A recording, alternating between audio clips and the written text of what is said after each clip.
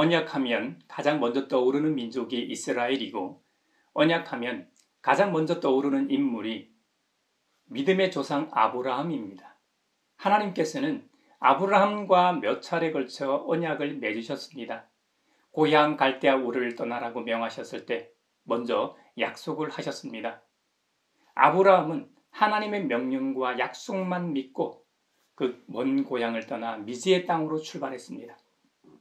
아브라함과 언약의 기초가 된 것은 창세기 12장에 나오는 약속의 말씀입니다. 오늘 본문은 아니지만 우리가 다시 한번 되새길 필요가 있는 말씀입니다. 함께 보겠습니다. 창세기 12장 1절에서 3절입니다. 주님께서 아브라함에게 말씀하셨다. 너는 내가 살고 있는 땅과 내가 난 곳과 너의 아버지의 집을 떠나서 내가 보여주는 땅으로 가거라. 내가 너로 큰 민족이 되게 하고 너에게 복을 주어서 내게 크게 이름을 떨치게 하겠다. 너는 복의 근원이 될 것이다. 너를 축복하는 사람에게는 내가 복을 베풀고 너를 저주하는 사람에게는 내가 저주를 내릴 것이다. 땅에 사는 모든 민족이 너로 말미암아 복을 받을 것이다. 아멘. 하나님께서는 아브라함이라는 한 사람을 택하셨습니다. 그 사람으로 인해 이 땅에 새로운 나라를 건설하심으로 온 세상이 복을 받기를 원하십니다. 창세기 12장의 약속은 계속해서 확인됩니다. 너의 자손을 땅에 티끌, 먼지같이 셀 수 없이 많아지게 하겠다는 구절이나 저 하늘의 별들처럼 많아지게 하겠다는 구절이나 바닷가의 모래와 같이 많게 하겠다는 이 구절을 통해서 거듭 재확인시켜 주십니다. 여러분, 바닷가의 모래알 수나 하늘의 별 수를 정확히는 몰라도 요즘은 과학이 고도로 발달해 어렴풋이 단위 면적당 대략 계산해 볼 수 있습니다. 지구의 모래알이 128해 개수이고 우주에 존재하는 우리가 관측한 별의 개수가 6,000해 개수라고 하네요. 정말 대단하죠? 국가별 1년 예산을 언급할 때 조 단위를 사용하는데 해라는 단위는 조 위에, 경 위의 단위입니다. 그러니까 1조의 1억 배나 많은 숫자가 1해라는 숫자이니 모래알과 우주의 별의 개수는 어마어마합니다. 하나님께서 아브라함에게 약속하신 자손의 수가 중요한 것이 아니라 한 사람에서 시작하여 그만큼 민족이 되게 하시겠다는 것이 중요합니다. 욥기의 말씀처럼 시작은 미약했으나 나중은 심히 창대하게 된다는 것 말입니다. 아브라함 너로부터 시작하여 많은 민족이 된다는 약속의 말씀은 창세기 15장 횃불 언약에서 공식적으로 계약 체결이 이루어집니다. 우리 인간은 살아가는 터전이 바로 땅입니다. 그렇기 때문에 아브라함에게는 자신이 생활해야 하는 땅이 중요했을 겁니다. 하나님께서도 그것을 너무도 잘 아시기 때문에 땅을 약속으로 주신다고 하셨습니다. 이에 아브라함은 직접적으로 묻습니다. 주 나의 하나님, 내가 이 땅을 소유로 받을 것을 무엇으로 알 수 있습니까? 하고 아뢰었더니 하나님께서 뭐라고 답하시는 줄 아십니까? 너는 3년 된 암송아지 한 마리와 3년 된 암염소 한 마리요 3년 된 순양 한 마리와 산비둘기 한 마리와 집비둘기 한 마리씩을 가지고 오라고 명하셨습니다. 말씀이 끝나자 아브라함은 하나님의 말씀대로 제사 제물을 가지고 와서 몸통 가운데를 쪼개어 서로 마주보게 제단 위에 차려 놓았습니다. 고대 근동 지방에서는 언약을 맺을 때 그 표적이 되는 쪼갠 희생 제물 이 가운데로 언약의 이 두 당사자가 지나가는 관습이 있었다고 합니다. 이는 만약 언약이 성실하게 지켜지지 않았을 때 당사자들 어느 한쪽이 언약을 어기면 그 위반자는 희생 제물과 같은 운명이 될 것임을 상징적으로 보여주는 엄숙한 행위였습니다. 영적으로는 희생 제물의 반을 쪼개는 행위는 장차 우리 주님 그리스도께서 십자가에서 우리를 대신해 피 흘려 죽으실 것을 상징적으로 보여주는 것이기도 합니다. 인류의 시조인 아담이 선악과를 따먹음으로 하나님과의 최초의 언약을 일방적으로 깨뜨렸습니다. 아담의 후손인 모든 인류는 계속된 가운데서, 계속 죄 가운데서 태어나서 크고 작은 죄를 지음으로 하나님과 맺은 언약을 지속적으로 깨뜨리며 살아갑니다. 그러므로 모든 인간은 마땅히 죽어야 할 운명입니다. 하지만 우리 주님 예수 그리스도께서 모든 인류의 죄를 대신 짊어지시고 스스로 십자가에서 죽으심으로 하나님의 공의를 이루셨습니다. 이제 우리는 주님의 의로운 죽으심으로 인해 영적 죽음을 면하게 되었습니다. 아브라함이 각 제물대로 반을 쪼개 제단 위에 일렬로 놓아둔 제물 사이로 횃불이 지나갔습니다. 이것은 하나님께서 아브라함이 준비한 제물 사이로 타는 횃불을 지나가게 하신 내용을 묘사한 장면입니다. 이것은 하나님의 인재의 상징입니다. 이것은 고대 근동의 관습에 따라 하나님과 아브라함 사이의 언약이 성립되었음을 보여줍니다. 고대 근동에서는 분명 계약 두 당사자가 지나가야 했는데 여기서는 빛으로 임하신 하나님만이 지나가셨습니다. 이것은 하나님께서 언약의 주체자로서 홀로 책임을 지신다는 깊은 뜻이 함축되어 있습니다. 하나님과 사람의 언약은 언제든지 하나님의 단독 사역으로 성립됨을 보여줍니다. 대를 이을 후사가 없는 아브라함에게 후대를 약속하신 언약이나 그 기업은 전적으로 하나님의 은혜로 성취되었음을 성경 기록을 통해 알게 됩니다. 쪼갠 제물들 사이로 횃불이 지나갔다는 것은 하나님께서 아브라함의 제물을 받으셨다는 의미이면서 동시에 더불어 언약의 인준을 보여주는 표시입니다. 중요한 것은 이 언약이 창세기 17장 할례 언약에서 계약의 갱신이 이루어진다는 사실입니다. 그때 이름까지 개명하게 되는데 아브라함의 본래 이름은 아브라함이었습니다. 아브라함은 존귀한 아버지라는 뜻입니다. 이 이름도 참 좋은 이름입니다만 이제는 열국의 아버지, 즉 많은 사람들의 아버지라는 뜻의 아브라함으로 개명하게 됩니다. 자식 없는 사람에게 많은 사람이 아비라는 말만큼 좋은 게 어디 있겠습니까? 그 계명은 아브라함의 의지도 아니고 타인이 지어준 이름도 아닙니다. 창조주 하나님께서 직접 아브라함에게 주신 이름입니다. 하나님께서는 아브라함을 통해 새로운 구속사적 백성, 하나님 나라를 건설하고자 하십니다. 처음 약속하신 창세기 12장과 15장 첫 언약에서는 아브라함 개인에게 적용되는 언약이었고 복이었습니다. 하나님께서 아브라함으로 하여금 큰 민족이 되게 하고 복을 주어 아브라함이 크게 이름을 떠질 수 있게 하시고 복의 근원이 되게 하겠다고 하셨습니다. 그래서 아브라함을 축복하는 사람에게는 똑같이 하나님께서 복을 베풀고 아브라함을 저주하는 사람에게는 똑같이 하나님께서 저주를 내리겠다고 하셨습니다. 그런데 창세기 17장에서 새롭게 갱신하는 언약에서는 아브라함뿐만 아니라 아브라함의 자손에게도 그대로 적용된다고 하셨습니다. 그것이 그 유명한 할례 언약입니다. 아브라함이 99세, 99살이 되던 해에 하나님께서 아브라함에게 나타나셨습니다. 하나님께서 아브라함에게 말씀하십니다. 나와 너 사이에 내가 몸소 언약을 세우고서 너를 크게 번성하게 하겠다. 아브라함은 놀라서 땅에 얼굴을 대고 엎드렸습니다. 하나님께서 계속 말씀하십니다. 17장 4절 이하입니다. 나는 너와 언약을 세우고 약속한다. 너는 여러 민족의 조상이 될 것이다. 내가 너를 여러 민족의 아버지로 만들었으니 이제부터는 너의 이름이 아브람이 아니라 아브라함이다. 내가 너를 크게 번성하게 하겠다. 너에게서 여러 민족이 나오고 너에게서 왕들도 나올 것이다. 내가 너와 세우는 언약은 나와 너 사이에 맺는 것일 뿐만 아니라 너의 뒤에 오는 너의 자손과도 대대로 세우는 영원한 언약이다. 이 언약을 따라서 나는 너의 하나님이 될 뿐만 아니라 뒤에 오는 너의 자손의 하나님도 될 것이다. 할렐루야. 아브라함도 하나님께 불순종한 적이 있습니다. 가나안 땅에 흉년이 들자 이집트로 내려갔었죠. 그곳에서 자신의 목숨이 위험할까봐 자신의 아내 사라를 여동생이라고 거짓말도 했습니다. 하지만 하나님께서는 창세기 12장 약속을 그대로 수행하십니다. 아브라함의 잘못에도 불구하고 도리어 더 큰 복을 내리십니다. 이집트 황제 파라오로부터 양과 소와 노비와 암수 나귀와 낙타까지 많은 재물을 받게 하셨습니다. 하나님이 맺으신 횃불 언약은 언약의 주체자가 하나님이시기 때문에 책임도 하나님이 지십니다. 그래서 아브라함의 잘못에도 불구하고 하나님께서 도리어 복을 내리셨던 것입니다. 이뿐만 아닙니다. 하나님께서는 창세기 15장 횃불 언약을 통해 후손에 대해 언급하시면서 하늘의 별만큼 많은 후손이 있을 것임을 약속하셨습니다.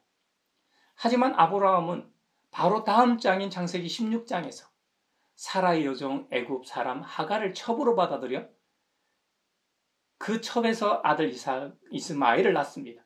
이것이 장자 상속과 자식 간의 싸움이 되고 훗날 민족 간의 갈등으로 이어져 지금까지 이르게 됩니다. 사실 아브라함은 사라 여종 하갈에게서 낳은 이스마엘이 하나님의 약속이라고 굳게 믿고 있었을 겁니다. 자신이 실수하지 않았다고 생각하고 있었을 겁니다. 다른 대안이 없었기 때문이죠. 그러던 어느 날 이스마엘이 13살, 아브라함의 나이 99세 때 갑자기 하나님께서 나타나셨습니다. 100살을 내다보고 있는 나이니까 모든 인간적 소망이 끊어진 때였습니다. 아브라함만 그런 게 아니라 아브라함의 아내 사라의 나이도 90세가 다 된 나이였습니다. 남자야 정자를 생산할 수 있는 나이라고 쳐도 여자 나이 90세는 폐경기가 지나도 한참 지난 시점이라 인간적으로는 생물학적으로 도저히 이세를 낳을 수 없는 상태였습니다. 이런 상황에서 시행된 할례 언약은 참으로 기가 막히면서도 참으로 기가 막힌 타이밍에 행해진 언약입니다. 아브라함을 비롯하여 아브라함 집안에 있는 남자는 모두 다 할례를 행해야 했습니다. 아브라함 집의 모든 남자라면 돈으로 산 이방 사람을 포함하여 이전부터 함께 있던 모든 남종과 그에게서 태어난 자녀들까지 그 집안 모든 남성의 상징인 포피를 베는 의식을 행해야 했습니다. 그때 아브라함은 99세였고 유일한 아들이라고 믿었던 이스마엘이 13세였습니다. 참으로 흥미로운 점은 할례 언약을 체결하실 때 하나님께서 내 아내의 이름으로 사례에서 사라로 계명하고 사라에게 복을 주어 그녀에게서 아들을 낳아주게 하겠다고 하셨을 때 아브라함이 엎드려 속으로 웃었습니다. 이런 불경스러운 모습이 나온 이유는 그만큼 인간적으로 도저히 불가능한 일을 하나님께서 말씀하셨기 때문입니다. 이건 의학적으로 일어날 수 없는 일이기 때문이죠. 요즘 여러 환경적 요인으로 난임 부부가 참 많습니다. 인공수정이나 시험관 시술을 하려고 해도 난자가 없으면 할 수가 없습니다. 폐경기는 여성 월경이 없어지는 시기입니다. 임신이나 수유기를 빼놓고는 평균 28일의 간격을 두고 생식세포인 난자가 생성되어 임신하게 됩니다. 아브라함의 아내 사라는 여성으로서 임신할 수 있는 시기가 끝난 지 벌써 40년이 지났다는 말입니다. 그러니 영원한 언약인 할례 언약을 맺고 있는 중에 아브라함 자신도 모르게 실소가 나왔던 것이죠. 성경을 통해 아는 것처럼 하나님께서 아브라함과 맺으신 할례 언약은 웃을 일이 아니라 감사하고 감격해야 할 스토리입니다. 실제로 하나님의 말씀대로 불가능을 가능으로 바꾸셨습니다. 아브라함 100세에 사라 90세에 실제로 아들 이삭을 낳았습니다. 아브라함에게 하신 영원한 언약은 실제로 그 아들 이삭을 통해 이루어졌고 이삭의 아들인 야곱을 통해 이루어졌고 야곱의 12아들을 통해 계승되었습니다. 이후 1000대 이상을 이어 지금 우리에게까지 와 있습니다. 이 사실이 제일 중요합니다. 만약 여러분이 여러분 가정에서 아브라함입니까?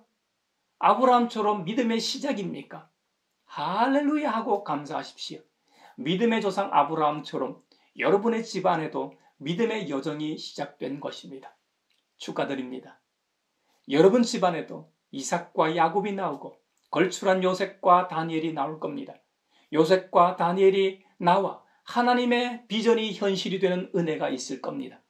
모세와 같이 민족을 이끌 지도자도 나오고 다윗같이 하나님 마음에 합한 정치인도 나오고 솔로몬같이 지혜로운 인물도 나올 것입니다. 이사야나 예레미야와 같이 눈물로 중보하는 기도자도 나올 것입니다. 이것이 대대로 이어지는 언약입니다. 이 영원한 언약은 오직 믿음으로 개성됩니다. 앞서 설명했던 것처럼 아브라함도 인간적으로 실수가 많았습니다. 하지만 하나님께서는 그 실수를 보시는 분이 아니십니다. 그의 믿음을 보십니다. 아브라함이 한 행동 중에 가장 위대한 일이 자신의 아들, 그것도 기적적으로 100세에 낳은 이삭을 하나님께 제물로 바치는 일이었습니다. 하지만 하나님께서는 아들 이삭을 바치는 아브라함의 행위를 보시고 의롭다고 칭하지 않으셨습니다. 오직 하나님의 약속을 믿고 나아간 아브라함의 믿음을 의롭다고 하셨습니다. 그랬기 때문에 아브라함의 여러 실수에도 불구하고 하나님께서는 항상 그에게 복을 허락하셨던 것입니다. 육적으로 분명 아브라함은 우리의 조상이 아닙니다. 하지만 믿음 안에서 아브라함은 우리의 믿음의 조상입니다. 아브라함에게 약속하신 모든 언약은 믿음의 후손인 우리에게도, 저와 여러분에게도 연속적으로 똑같이 적용되는 약속이요 영원한 언약입니다. 우리의 믿음은 어디에서 오는 것입니까? 우리의 범죄 때문에 죽임을 당하셨고 우리를 의롭게 하시려고 다시 살아나신 예수님을 믿는 믿음에서 옵니다. 하나님 아버지께서 우리를 구원하시려는 계획이었습니다. 우리는 구속사의 하이라이트인 예수님의 순환과 부활을 기념하고 묵상하는 사순절기를 보내고 있습니다. 사순절기는 우리로 하여금 평소보다는 좀 더 바짝 십자가 앞으로 나아가게 합니다.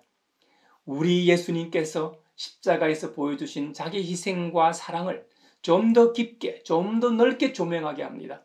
이 세상을 살아가다 보면 주님을 따르는 그리스도인이면서도 십자가의 사랑을 잊은 채 살아가고 있는지도 모릅니다. 그런 의미에서 우리 믿음의 선조들은 사순절을 제정하고 십자가 앞으로 나아가 그 한없는 사랑과 숭고한 희생을 묵상했던 것입니다. 어쩌면 우리의 현실이 녹록지 않아 십자가를 잊고 살아갈 수도 있고 별탈 없는 상황이 계속되다 보니 매너리즘에 빠져 감사와 감격을 잃은지도 모릅니다.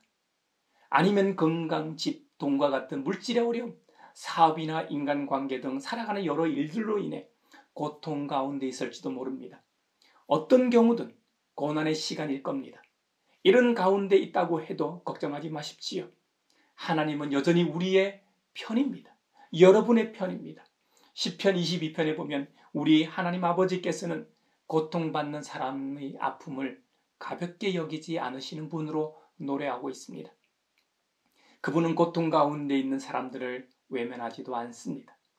그 옛날 이집트 노예로 살던 히브리 노예들의 울부짖음에 응답하셨던 것처럼 부르짖는 사람에게는 언제나 응답해 주십니다. 가난한 사람들은 배불리 먹을 수 있도록 풍요를 허락하십니다. 번영 신학을 말하는 것이 아닙니다. 성경의 약속입니다. 땅끝에 사는 사람들도 그들의 생각을, 마음을 돌이켜 주님께로 돌아오게 하십니다. 이 세상 모든 민족이 구원을 받아 주님을 경배하는 것이 주님의 뜻입니다. 복음의 보편성은 신약 성경에만 나와 있는 것이 아닙니다. 구약 성경 창세기에서부터 줄곧 한결같이 외쳐온 메시지입니다. 복음에는 차별이 없습니다. 왜냐하면 주권은 살아계신 하나님께 있기 때문입니다. 우리의 눈에 안 보여도 하나님은 지금도 살아계셔서 역사의 주관자가 되십니다. 과학이 발달하고 의학이 발달해 많은 질병들을 정복할 수 있게 되었다고 해도 인간은 여전히 한계가 많습니다. 앞으로 지금과는 비교도 안 될 만큼 고도로 발달한 문명에서 산다고 해도 발전한 만큼 그 한계를 또 느끼게 될 것입니다. 현재의 질문들에 대한 해답을 얻었다고 해도 지금은 질문조차 하지 않던 또 다른 질문과 궁금증이 생길 것이기 때문이죠. 혹 우리의 문명이 고도로 발전해 지구 밖으로 나가 생활할 수 있게 된다고 해도 우주에 관한 놀라움과 궁금증도 더 깊고 더 넓게 생기기 때문이죠. 결국 그때에도 우주의 창조자이시며 우주의 운행을 주장하시는 주님을 잊거나 그분의 손길을 놓을 수 없는 이유입니다. 그러므로 우리는 이전에도 지금도 앞으로도 주님의 능력으로 살아가는 자들입니다. 주님께서 우리에게 베푸신 구속사는 아직 태어나지 않은 세대들도 주님께서 우리에게 하신 일과 앞으로 하실 일을 말하면서 노래하게 될 것입니다. 여러분이 혹 지금 고난 중에 있다고 해서 좌절하지 마십시오. 주님은 우리의 고난, 고통, 시련을 그냥 외면하실 분이 아닙니다. 사람들은 자기의 처지에 따라 남의 고통을 가볍게 여길 수도 있습니다. 그래서 옛말에 동병상련이라고 하지 않았습니까? 같은 병을 앓고 있는 사람들끼리 서로 가엾게 여기거나 서로 같은 처지에 있는 사람끼리 서로 동정하고 서로 돕기 마련입니다. 만약에 감기 정도 걸린 사람이 암 환자에게 가서 위로한다고 생각해 보십시오. 자신도 감기 걸려봐서 아는데 얼마나 힘드시냐고 말하면 그게 위로가 되겠습니까? 뺨 맞지 않으면 다행이죠. 그리고 586 세대나 그 이전 분들이 볼 때 요즘 젊은이들은 나약하다고 말할 수 있죠. 1980년대 독재 시대의 한거에 민주화 운동을 한 분들, 그 이전에는 박정희 유신 체제와 보릿고개와 6.25, 일제강점기 등을 겪으신 분들이 볼 때 요즘 젊은이들을 도저히 이해하기 힘들 겁니다. 살아온 시대와 환경이 완전히 다르기 때문이죠. 요즘 젊은이들은 태어나 보니 선진국인 대한민국인데 어떻게 역사책에서나 배우는 민주화 운동 때 희생하며 국민이 직접 뽑는 대통령 선거를 이루어낸 그 감격을 이해할 수 있겠습니까? 지금 먹을 것이 지천으로 깔려 있어 하루에만 음식물 쓰레기가 1만 5천 톤, 매년 약 510만 톤의 음식 쓰레기가 쏟아져 나오는 상황에서 어떻게 보릿고개와 부족함을 이해할 수 있겠습니까? 이런 이야기는 현재 북한에서나 듣는 이야기입니다. 우리가 살고 있는 대한민국에서는 먹을 것이 없어 굶거나 굶어 죽는 아사 상태는 듣도 보도 못했으니까요. 저마다 처지에 따라 겪는 고통과 아픔의 크기는 다 다를 겁니다. 하지만 우리가 잊지 말아야 할 것은 하나님은 나의 힘이 되시는 여호와이십니다. 나의 주님이시라는 사실입니다. 내가 의지해야 할 유일한 분이십니다. 내가 어떤 어려움에 봉착해 있어도 나를 건지실 분이십니다. 우리를 푸른 풀밭 맑은 시냇물로 인도하실 목자이십니다. 무엇보다 우리의 구원이십니다. 오늘 아브라함과의 영원한 언약을 통해 아브라함의 어떤 실수에도 너그럽게 용서하시고 받아주실 뿐만 아니라 하늘의 복까지 내려주십니다. 그리고 우리로부터 시작된 언약은 우리 세대에서 끝나는 것이 아니라 우리의 자녀에게로 그리고 그 자녀의 자녀에게로 이어집니다. 우리 후대가 하나님 앞에 순종하고 행하기만 하면 반드시 그 약속을 지키실 겁니다. 이 언약은 하나님의 일방적 언약으로서 그 책임이 하나님께 있기 때문입니다. 그래서 하나님의 외아들 예수님을 이 땅에 보내시어 십자가에서 우리 대신 죽게 하시고 우리를 의롭다 하시기 위해 다시 살아나게 하신 이유입니다. 사순절 두 번째 주간을 보내는 우리가 은혜로운 사람인 이유가 바로 여기에 있습니다. 사랑하는 형제자매 여러분, 이번 한 주간도 주님의 언약을 굳게 믿으며 살아가는 우리 모두가 되길 바라며 축원합니다.